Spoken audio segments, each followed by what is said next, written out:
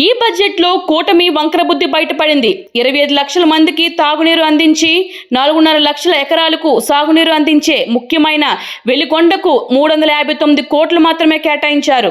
R&R కు 116 కోట్లు మాత్రమే కేటాయించారు. వెలిగొండ ప్రాజెక్టును నిర్వీర్యం చేస్తున్నారు. పశ్చిమ ప్రకాశాన్ని ఎన్సీబీఎన్ చిన్నచూపు చూస్తున్నారని తాటిపత్రి చంద్రశేఖరరావు గారు ఎమ్మెల్యే అన్నారు. చాలా ఇంపార్టెంట్ అయినటువంటి ప్రాజెక్టు వెలిగొండ ప్రాజెక్టు మీద తన వక్ర బుద్ధిని చెప్పకనే చెప్పాడు, సూచించాడు. వారి మాటల్లోనే వారి మంత్రులు వచ్చినప్పుడు వారు చేసేటటువంటి ప్రసంగాల్లోనే వేల కోట్ల రూపాయల అవసరం ఈ ప్రాజెక్ట్ కంప్లీట్ చేయడానికని వారే మాట్లాడతారు.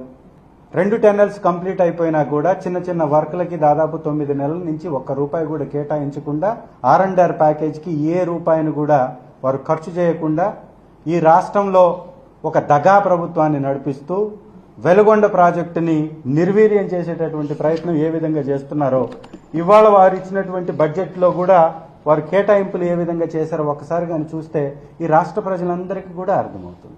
పశ్చిమ ప్రాంతానికి సంజీవని అయినటువంటి ఈ ప్రాజెక్టుకి ఈ బడ్జెట్లో కేటాయింపులు చేసింది కేవలం 359 కోట్లు మాత్రమే.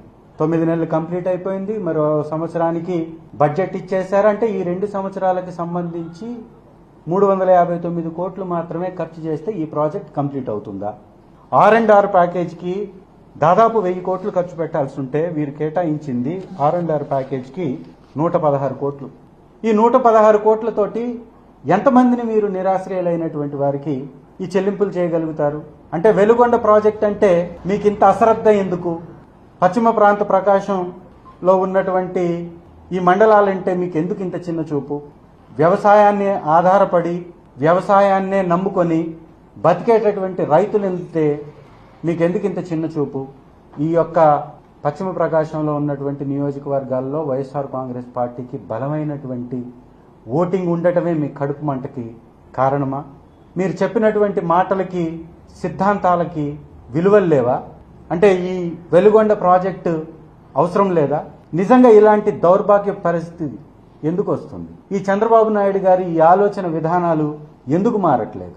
ఈ ప్రకాశం జిల్లాలో ఉన్నటువంటి తెలుగుదేశం నాయకులు ఎందుకు మొద్దు నిద్ర పోతున్నారు? ప్రకాశంలో చాలా చోట్ల తెలుగుదేశం పార్టీ గెలిచింది. ఇవాళ ఎమ్మెల్యేలుగా ఉన్నటువంటి వ్యక్తులు ఎందుకు నోరు మెదపట్లేదు? వెలుగొండ ప్రాజెక్ట్ని నిర్వీర్యం చేస్తున్నటువంటి ఈ ప్రభుత్వానికి వ్యతిరేకంగా మాట్లాడలేక, ప్రభుత్వం నుంచి నిధులు రాబట్టలేక ఏం చేయాలనుకుంటున్నారు? ఇక్కడ ప్రాంత ప్రజల్ని వంచి ఈ దగాలోనే ముంచేయాలనుకుంటున్నారా?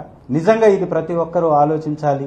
ఈ ప్రభుత్వం చేస్తున్నటువంటి ఈ నిరంకుశ పరిపాలన, పశ్చిమ ప్రాంతానికి ఇచ్చినటువంటి మార్కాపురాన్ని ఒక జిల్లాగా ఏర్పాటు చేస్తున్నటువంటి మాటను కూడా పక్కదారి పట్టిస్తున్నాడు. దానికి కూడా ఇంకా సమయం పడుతుంది అని ఆ విధంగా కూడా మోసం చేస్తూ ఉన్నాడు. చంద్రబాబు నాయుడు గారి ఈ మోసపు మాటల్ని, ఈ విధానాల్ని ప్రజలు పెద్ద ఎత్తున వ్యతిరేకిస్తూ ప్రజల్లో ఈ కూటమి ప్రభుత్వం మీద వ్యతిరేకత పెరిగిపోతుంది.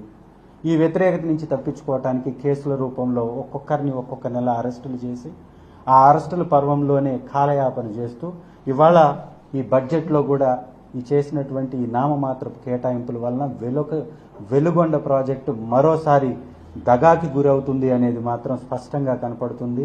దీని మీద పెద్ద ఎత్తున వైఎస్ఆర్ కాంగ్రెస్ పార్టీ నిరసన వ్యక్తం చేస్తూ ఎర్రగొండపాలెం శాసనసభ్యుడిగా వెలుగొండ మీద ఈరోజు కూటమి ప్రభుత్వం ప్రదర్శించినటువంటి ఈ విధానానికి నిరసన తెలియజేస్తూ ఖండిస్తూ ఈ నామమాత్రపు కేటాయింపుల వలన వెలుగొండ ప్రాజెక్ట్ అనేది కంప్లీట్ కాదు అనేది మరొకసారి తెల్లమైనటువంటి విషయాన్ని ప్రజలకు వివరిస్తూ వెలుగొండ ప్రాజెక్టు మీద రానున్నటువంటి రోజుల్లో పెద్ద ఎత్తున 5 మండలాల నుంచి మా నియోజకవర్గం నుంచి ప్రజల మద్దతుతోటి పాదయాత్రలో ప్రతి ఒక్కరిని కలుపుకొని మా నియోజకవర్గ హెడ్ క్వార్టర్ నుంచి పాదయాత్ర ద్వారా వెలుగొండ ప్రాజెక్ట్ని సందర్శించబోతున్నాం.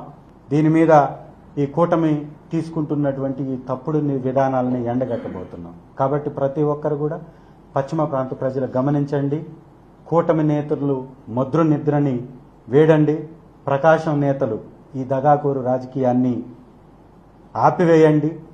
ప్రకాశం జిల్లా నుంచి మంత్రులుగా ఉన్నటువంటి వారు కూడా ఈ మొద్దు నిద్రని వీడి వెలుగొండ ప్రాజెక్టుపై మీ నిరసనని చంద్రబాబు నాయుడు గారికి కూడా తెలపమని మీ ద్వారా వేడుకుంటూ వెలుగొండ ప్రాజెక్టుకి కేటాయింపులు పెంచవలసిందిగా, సరిచేసుకోవాల్సిందిగా, బడ్జెట్ కేటాయింపుల్లో అధిక నిధుల్ని వెలుగొండకి కేటాయించేలాగా చూడవలసిందిగా ప్రభుత్వాన్ని కూడా డిమాండ్ చేస్తూ హాయ్, దిస్ ఇస్ స్వాతి.